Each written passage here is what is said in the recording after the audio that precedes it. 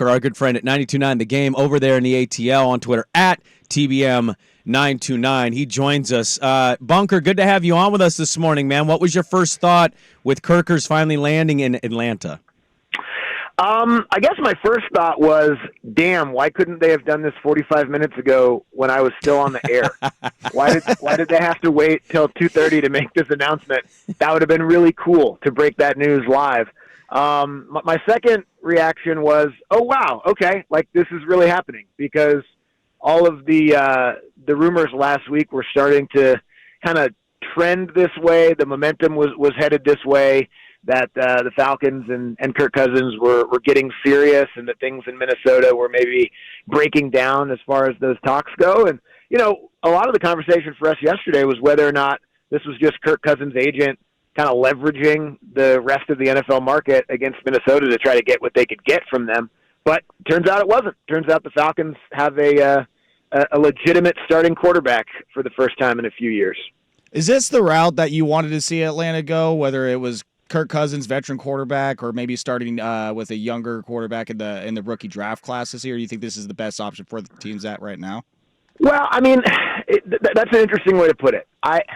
It's probably the smartest on-field option for this year. I think of all the options that were available between the free agents, I know Justin Fields is likely going to get traded.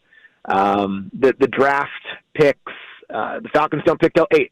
So if they were going to get one of those three guys, they're going to have to move up or stay there at 8 and roll the dice on someone that either, you know, they convince themselves that they believe in or whatever. So even with all those other options, I don't think any of those guys are as good as Kirk Cousins week 1 next year. Now, they might be better than Kirk Cousins mid-season if he doesn't stay healthy, or in 2 or 3 years, but it felt very much like, and this is sort of the whole feeling of the offseason with the coaching search and just where the Falcons owner Arthur Blank is at right now in terms of his age and having been the owner as long as he has and having never got there. It always felt like there was a lot of urgency surrounding what they wanted to do this offseason. So getting a guy that is the best football option for 2024 kind of fits with that. So if it was up to me, you know, I can kind of daydream a little bit. I would have traded everything it took to get up and get Caleb Williams, but I realize that that's not realistic in every way. So probably not something that they could have done. Chicago probably doesn't even want to do that. But in terms of what was realistic, this is probably the best option. Andy Bunker, our guest here, radio host over there at 92.9 The Game. Andy and Randy, you can catch it every day and catch him on Twitter at TBM929. What are the expectations with Kirk Cousins now? They have talent at receiver, tight end, running back. Their defense was their bright spot last year because Desmond Ridder was so awful. New coach, defensive-minded coach, really good ties offensively with that coaching tree. What are the expectations with Kirk Cousins as your quarterback? It's a high floor. I don't know where the ceiling is. Like, the expectation is absolutely win the division. The division's bad. It's still bad. The Bucs won it last year at 9-8. They were 1 2-minute drive in the fourth quarter away from losing to the Falcons in week 15 last year and probably firing everyone. So the Bucs, you know, they basically re-signed everyone. New Orleans still isn't good. The Panthers are probably the worst organization in the NFL right now. Yeah. So you have to win the division after doing this. That's like a baseline expectation after this move. After that, it, you know, kind of depends on what it all looks like. I think you mentioned it. There's a lot of offensive weapons. We have no idea what they look like with competent quarterback play because they haven't had that with these guys. So assuming Kirk Cousins is healthy and with the new offensive coordinator, and obviously he's played in that system before, so it shouldn't be a big learning curve for either one of them, the offense should be really good. The defense was pretty good last year. So I think the expectation is win a playoff game and kind of go from there.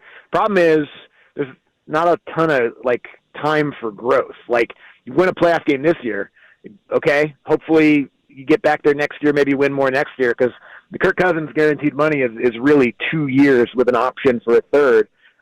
This is a win now move And I think it definitely means the Falcons are a playoff team who can win a playoff game. But does this make them a Super Bowl team? I don't know. I'm not ready to go that far. Well, and we see from the early odds at bookmakers that the Falcons are now the favorite to win the NFC South over the Buccaneers, who are probably looking like it with Baker Mayfield after their deal, and now Kirk Cousins and the Falcons jumped there. So yeah, you were kind of saying, does it make him a Super Bowl contender? Like, how do they stack up against the rest of the NFC? I mean, obviously 49ers winning the conference last year, Packers, the young upstart team, Eagles, they're retooling, getting Saquon. How do you feel like Lions are going to be good this year? Yeah, Lions, of course, can't forget about them, like I just did. How do you feel like they stack up against the rest of the conference? Yeah, those are the teams that now you're kind of measuring yourself against. And I don't know how anyone can say you expect to be better than the 49ers right now, just given what Shanahan is able to do there every single year. I guess, maybe the hangover of the way that game ended and the decision and all that kind of stuff, I'm not sure. I don't buy it. I think as long as Shanahan is the head coach there, they're probably going to be good. The Lions are still good, like you said. The Packers, we'll see. That's all so hard to say without having seen what this looks like. I think on paper they're in that conversation, but I can't pick them over any of those teams right now, having seen those teams go out there and actually do it. But there's still moves to be made. There's still a draft.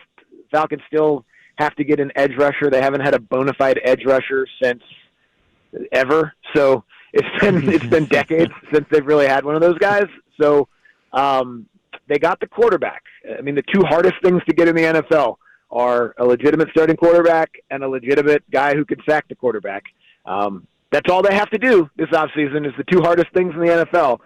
They got one of them. They spent a lot of money to do it, so they don't have a lot of money left. So hopefully they can find that edge rusher as well. Yeah, that's what I think makes the Panthers even dumber. Like, hey, we're going to win a Super Bowl with a 5'8" quarterback. Cool. And then we're going to trade away our premier pass rusher. I don't know what they're doing over there in Carolina.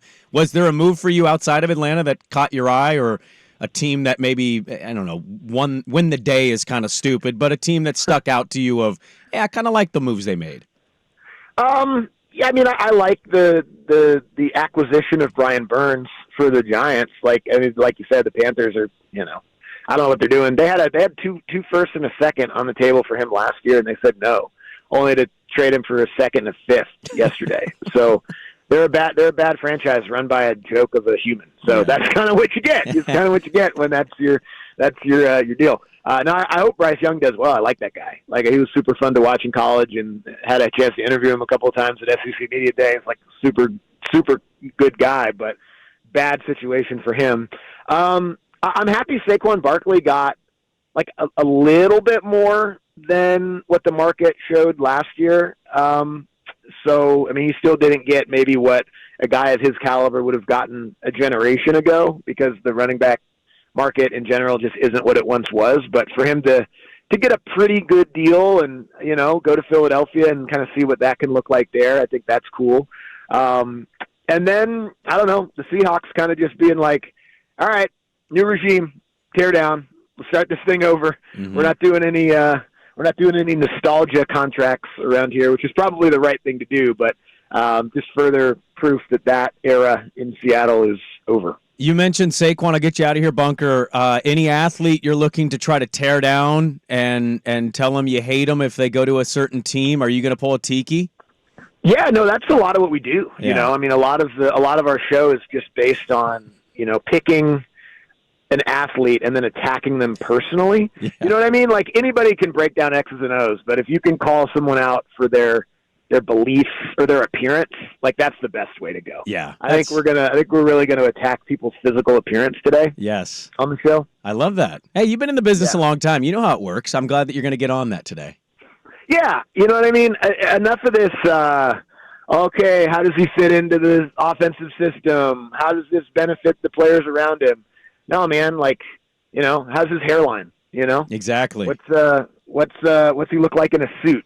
Yeah. That's what I care about. Yeah, no, that's the ratings grab right there, and I love to hear that. Andy Bunker, 92.9 The Game. Andy and Randy over there in Atlanta. Kirk Cousins to Atlanta on a 4-year deal. Bunker, thanks for the time. It's good to catch up with you this morning, and continued success over there in the ATL. I thought we would do Hawks versus Blazers is tomorrow night. I thought we'd break that one down. You don't want to spend some time on that game? Well, speaking of hairlines and hatred, we could talk about that over there. Never mind. I passed. All right, there we go. Good stuff from Andy Bunker, 92.9 The Game in Atlanta.